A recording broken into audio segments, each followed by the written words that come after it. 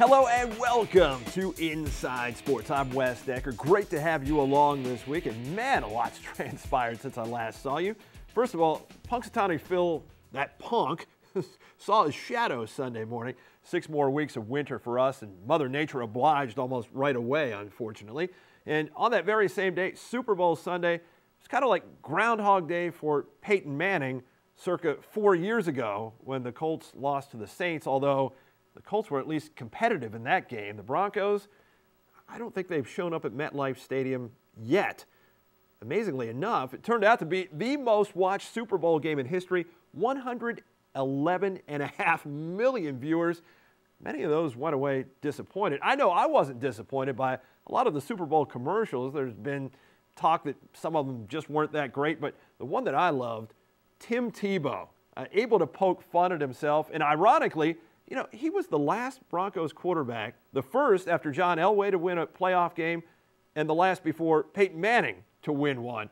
I mean, here's a guy with no contract, and he has no problem letting you know that. He's got a contract with T-Mobile. I think he's the only one who can, as a matter of fact.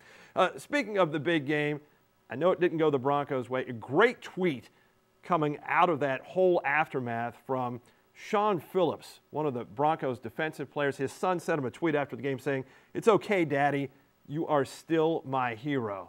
That really gets to me. I do have a softer side. I mean, you know, I tear up a little bit when I hug my son goodnight. I tear up when I hear a particularly moving rendition of the Star Spangled Banner. And I most recently teared up when Caleb left Rosewood for Ravenswood on Pretty Little Liars.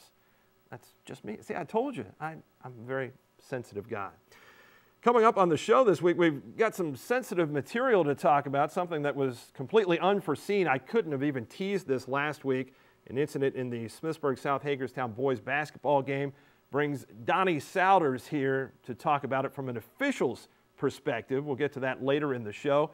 First up, though, we do have some actual action that we're proud to talk about this week here in Washington County. The 1A West Region Indoor Track and Field Championships. Smithsburg gets a boys championship and a runners-up finish by the girls. Coach Ray Shriver here with 2 of his athletes when I come back right after this. Behind every great child, there is a great foundation. Premier Martial Arts will empower your child and give them a premier foundation to success. Our instructors have the passion to teach classes designed to build premier skills.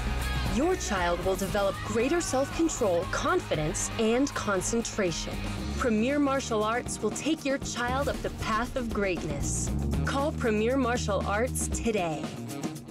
Welcome back to Inside Sports. We continue now with some Smithsburg Leopards from the indoor track and field world. We have Coach Ray Shriver here, Emma Gerhold, and Stephen Rishell. Welcome to the show, and thanks for being here. First, let me start with you, Emma. On Saturday, the girls from Smithsburg came up just a little bit short at the region meet, but it was a good day for you. Once again, winning in the pole vault. Of course, you're a defending state champion in the pole vault in 1A. Tell me about your day on Saturday. I had a great day. I mean, it was great to be back, and it was great to see the team improving so much. I thought that everyone really peaked at the right point, and I think we're going to continue looking up. So it was a great day. It's been an interesting season for the girls because I think before the year began, there was a lot of talk about a potential state championship for the girls, and certainly, you know, that could still work out in the end. And as you said, maybe you haven't had your best meet overall at this point. What impressed you about the team on Saturday? I think I just saw that a lot of people all lined up and came out right at the right moment. I don't think there was anyone that had an off day or came out at a different meet. I think that we all as a team came together all at once, and I think we can keep that going. And as a senior, certainly motivated with states coming up, one final shot in the indoor arena. And Stephen, the boys had a spectacular day on Saturday. I mean, really dominating in all respects, and you're a big part of those relay teams. Was that the best that the relay teams have run this year? Actually, late in the meet, Nate Craig pulled up with a hamstring injury, and we're not sure if we're going to have him back for the state meet yet or not. I think we will. I think he maybe pulled it. But we actually had to put in Garrett Gafir as our alternate for the 4x2, and everything went off without a hitch. Still ran a great time, so I'm really proud with how that went. I was happy overall with all the relays. The 4x8, we kind of took it easy to try to get people rested and qualified for the 500 because we had 3 kids in the 4x8 that were also in the 5. Yeah. And then the 4x4 was awesome. I had a great time with that one. What's your confidence level right now with the boys team as you go to states? It's pretty high. I mean, it's track. You got to be confident, but at the same time, you got to know that you still have other people to beat. So we'll be ready for anything. And Coach, let me talk to you a little bit about both of these teams. You knew coming in this year in 1A that there was a lot of potential there for both of your Smithsburg teams. Give me some idea of how you've seen that come to fruition as this season has unfolded. Well, at the start of the season, the girls had come off a great cross-country season, and we got a lot of soccer girls to come out this year, so we knew there was a lot of talent there. So the potential looked tremendous. They've come together a little more slowly. I think that was due in part to so many new faces and trying to move puzzle pieces around and try and figure out who's going to do the best for us where. Right. And that's coming along really well. The girls, I think, well, they made up a lot of ground on Manchester Valley. We were not supposed to be that close. So that was terrific. They've done a great job. On the boys' side, it's a pretty veteran group. And they did well last year, third last year, I think. Yeah, so we knew we had a lot coming back. We had some influx of some new talent that had run outdoor or were doing some other sports that we kind of nudged a little bit to try to get to run indoor. And with the new talent combined with the old faces, it's just been fantastic. They've done a great job, and they've set themselves up well to do a nice showing at the state meet. Yeah, Caleb Cardone seems to be the leader on the boys' side for sure. And talk a little bit about him in the shot put at the region meet. So Coach Hood and I we've been checking out. We're 2 track nerds, and so we're looking at our spreadsheets and trying to figure out who can do what. And we noticed that the shot put in the state at the 1A level has just not been that strong this year. Everything ebbs and flows, and some years it's really strong, some years it's not. It's a little down. And we were talking one day, and we were just like, oh, if we could find another shot putter, that would be terrific. And it just dawned on both of us pretty much at the same time. Caleb Cardone's a pretty strong young man. How about if we just see what he can do? And we took him down to practice one day. Coach Knable had him throw, and he threw the first one, and it was like, oh, yeah, I think this is going to work. Made your thinking look it makes pretty us good look right really away. Smart, yeah. Which is always a nice thing. Would you say that that Gabby Reason perhaps has been one of your real pleasant surprises this year in terms of being new to this and then being able to pull off what she's done? Yes. Gabby is extremely talented. One of the best sprinters we've had in a long time. And she had a really good outdoor season. We talked to her a little bit about, actually Coach Hood talked to her quite a bit about trying to come out for indoor. She was hesitant. We talked to Mom and basically said, you know, give it a try, see what you do. And if you don't like it, that's fine, we'll see you in outdoor. And she ended up liking it and has probably exceeded what we expected. She's just a terrific young lady. Well, you're one of the great cheerleaders of all time. I do like to cheer my team on, yes. Man, it just watching you, I think somebody could go to a meet and just watch your coach out there because he's pretty animated, and you can't ever lose focus with this particular gentleman being part of the proceedings because he keeps everyone in line. I love going to track meets. Yeah. That's one of my most favorite things to do. And you said to me during the course of the meet, this is nerve-wracking, but you didn't mean that for yourself. You meant that from the standpoint of getting as many athletes qualified for states as possible. Right. I mean, anytime we go to a meet, the coaching staff, we have certain expectations, what we think the athletes can do, what we hope some can do. And when you get to a meet as important as the region, with so much on the line, it was more nerve-wracking because I really wanted the kids to succeed for them. Right. I wanted to see as many of them go to states as possible for them. And you just don't want to see that disappointment in their eyes if they don't make it. Well, and that's why it just, Well, I'm not sure that I saw anybody happier than Kate Fauntleroy when she won the high jump. Somebody so animated in winning that. But, I mean, it was great to see all of the faces. And, Emma, I think afterwards you were asking, Coach, we don't get a plaque for second place? That was a little disappointing, but perhaps you can channel that toward states now. Absolutely. And Stephen, as Coach said, last year, third at states, Boonesboro no longer in that mix. So, again, going in there, I don't know, will you be considered the favorites or? Right now, I would probably say Central PG is the favorite for the boys. Okay. Pikesville, defending champions, can't count them out. Right. They've got some excellent talent. It will probably come down to one of the three of us. And so our goal is to beat both of them, obviously.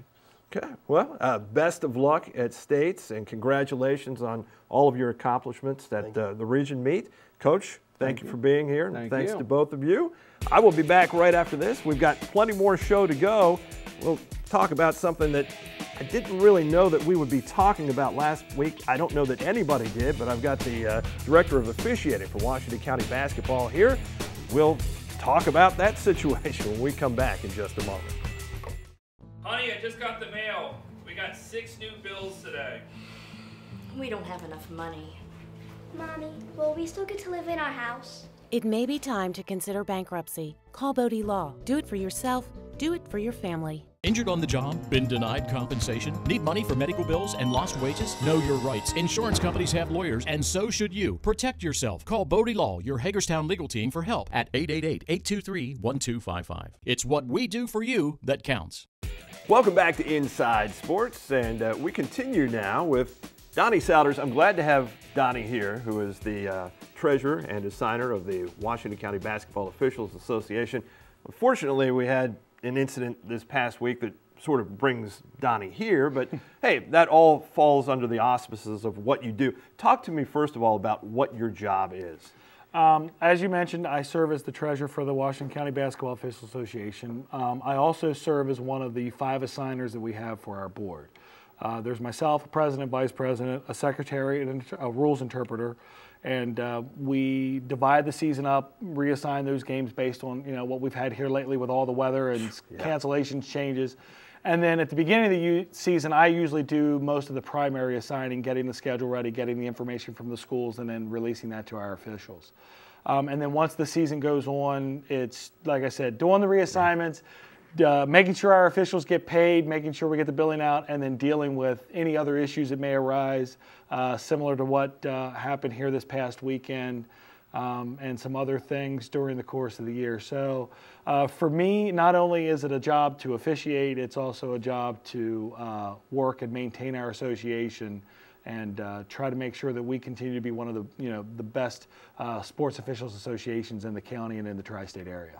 Yeah, we'll get to the incident that we referred to at the top from the Smithsburg South Hagerstown boys game. But first off, I want people to understand that during the course of the season, and I think I've heard it a lot from coaches this year, that there's been inconsistency with the officiating. However, throughout the course of the year, you're always assessing and evaluating what's going on and trying to get better, as you said.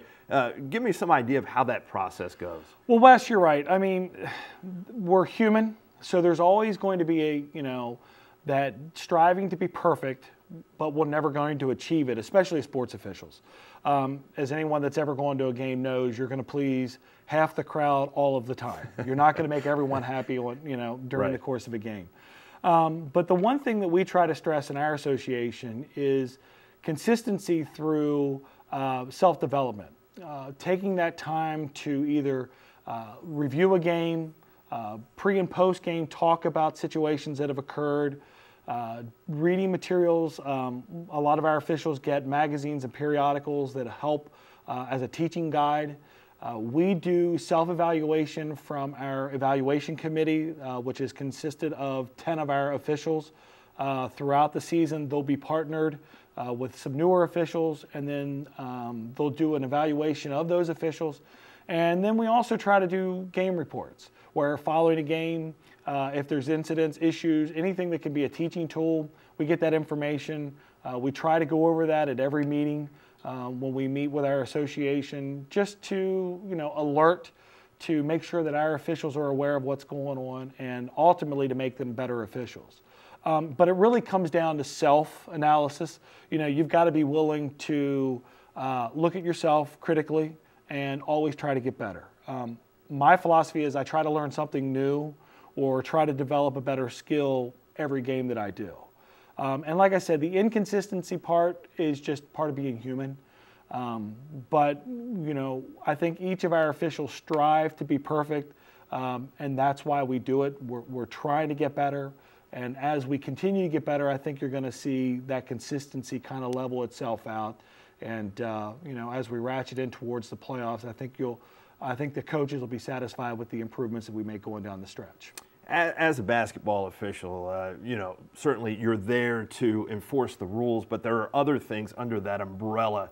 What are some of those things? Well, basketball officiating is, it can either be black and white by the letter of the rule, or like with everything else in life, there's a little bit of gray, give and take. Our job is to adjudicate fairly the atmosphere and the competitive nature of two teams. Now, how you do that is what we call game management. And in game management, that could be communicating with players, communicating with coaches, making sure that the players have the ability to play a free-flowing game that allows for the spectators to enjoy what the athletes are putting on the court. For example, you wouldn't want us to come in and call 344 fouls, because then you're really not getting the benefit of watching a game. You're really there watching 2 or 3 officials work. So we try to manage and massage a game by letting kids play under control and by allowing them to display their skills and use a little bit of common sense and judgment. And for example, we've talked several times before about, a little bit of a bump doesn't necessarily mean it's a foul. Mm-hmm. I try to tell newer officials, anyone that'll listen, that we as officials try to see the game in its entirety, or a play in its entirety, where coaches, spectators, and players see it more in the moment. Sure. A kid gets a bump, and they're immediately yelling foul. Well, that kid may be, on their way to the hole with a clean breakaway. So do we want to penalize that 50 feet away, or do we want to allow the natural ability of the player to get through the little bit of contact? And when I say little, I mean minimal, not anything abrupt. Let them play through that and finish out the play. I think that's what coaches would rather see. I think that's what we as officials would rather see. And ultimately, I think that's what the players and the fans want to see is a display of their ability, not our ability to blow the whistle. Now, do you ever feel that as officials you need to set the tone in a game? Yeah, I mean, that's something that we talk about in pregame, and we ask, and really it's required of our officials to have some sort of pregame prior to every game, whether it's junior high, adult league, to high school or college. And basically that is just what that is. Let's talk a little bit about, hey, the matchup. Have we had these teams before? Have we seen these coaches before? What's the matchup? As you're aware, I did the St. James and Goretti game, actually both of them. And that's part of the pregame discussion is, hey, we know we've got some size inside. We know we've got some D1 players on the court tonight. Let's let them play. Let's let them figure out what the game's going to be like, and then we'll get it from there. So that's something that every good official should do in their pregame is talk about that. And then once the ball goes up in the air, to be honest, it really takes a good minute or two into the game to kind of figure out, okay, are we going to have an aggressive team? Are we going to have a scrappy team? Are we going to have a team that, good shooting teams that are going to put the ball in the hole? Trust me, every official likes it when the teams put the ball in the hole. It makes our life so much easier when the ball's dropping. I'm sure it does. Yeah, I mean, to go back to your original question, we want to set the tone as quickly as we can, but going back to what I said before, we want to manage the game and allow the kids to display their athletic ability on the court.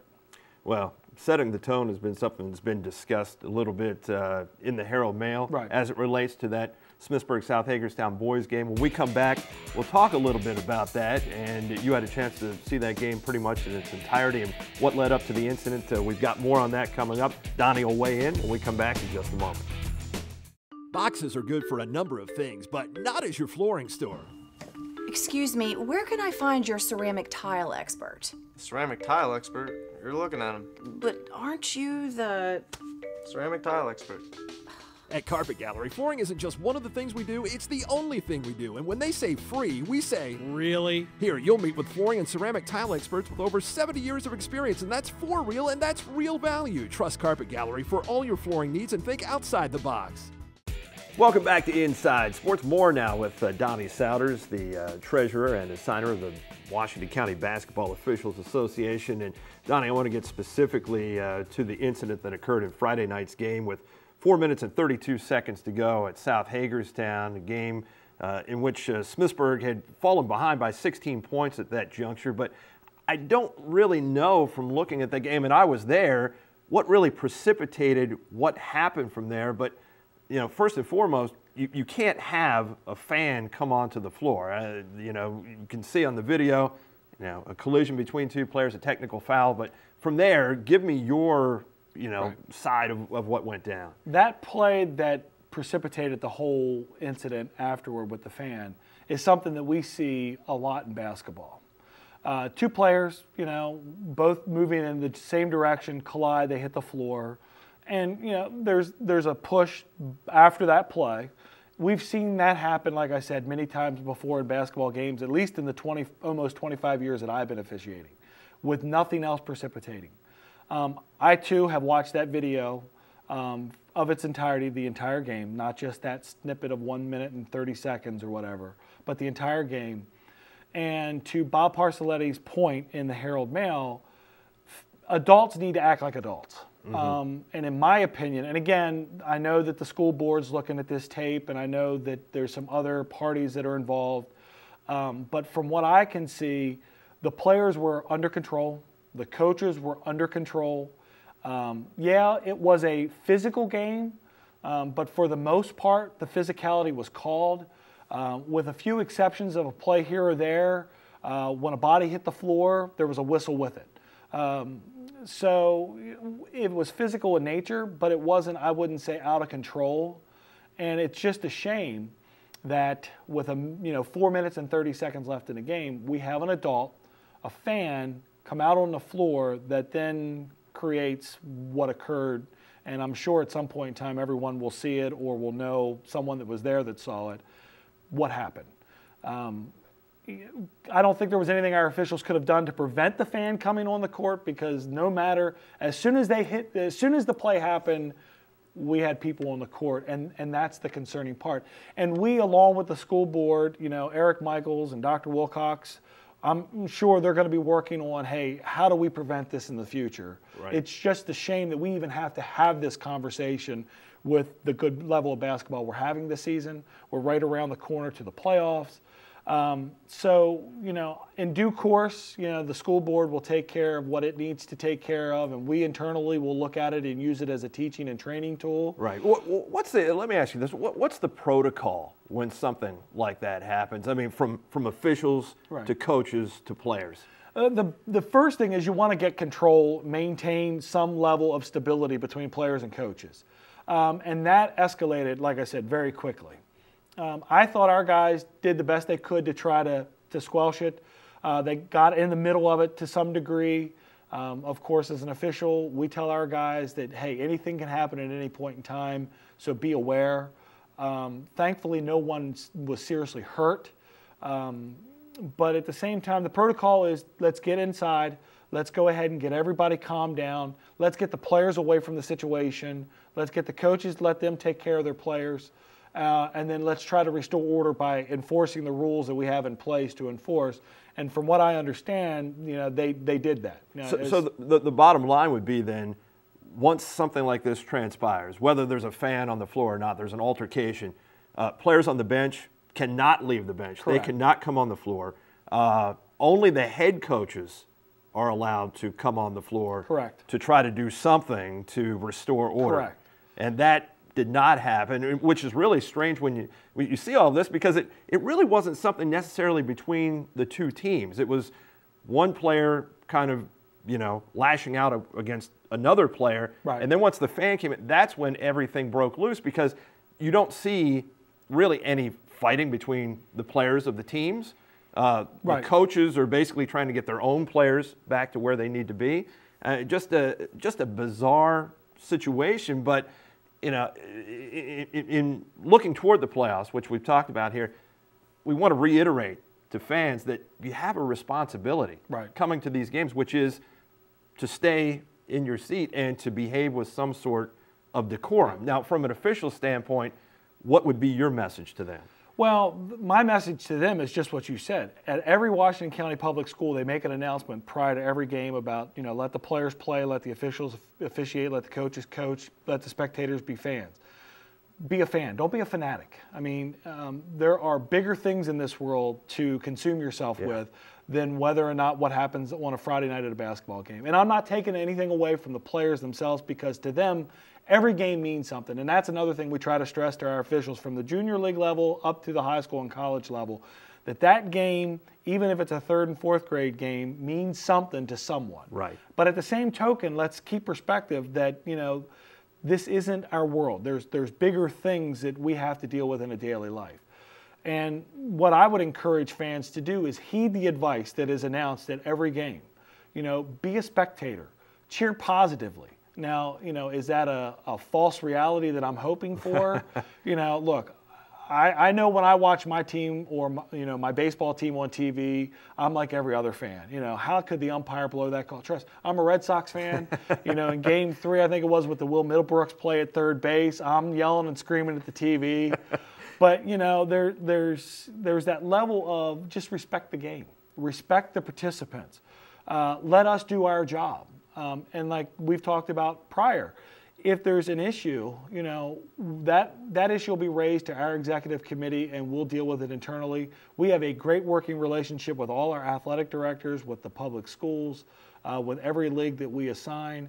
And we do the very best to try to make sure that we remedy any concerns as far as inconsistency, rules interpretation, unprofessionalism. We try to deal with those things internally. And this is another case of, let the players play. Let that play on its own stand, and then let the officials and the powers that be, the Board of Education, Mr. Michaels at the board, Dr. Wilcox, let them look at the tape and then determine what they want to do. Don't become part of the game. Yeah. Let the players do that, the coaches, the officials, and then anyone else that has to look at that stuff. Well, I know it will be addressed, Donnie. I appreciate you coming on. There are a million more things that we could have talked about. Many misnomers for fans here heading into the playoffs with the, some of the things that have changed over the years. Right. Even talking about the mindset of the players these days versus what they used to be, a little more aggressive, and you've seen it all over your 2+ decades now of officiating, and hopefully we don't see anything like we saw on Friday night for a long, long time. No, and I hope so too. And just so your viewers know, we are wearing our pink whistles.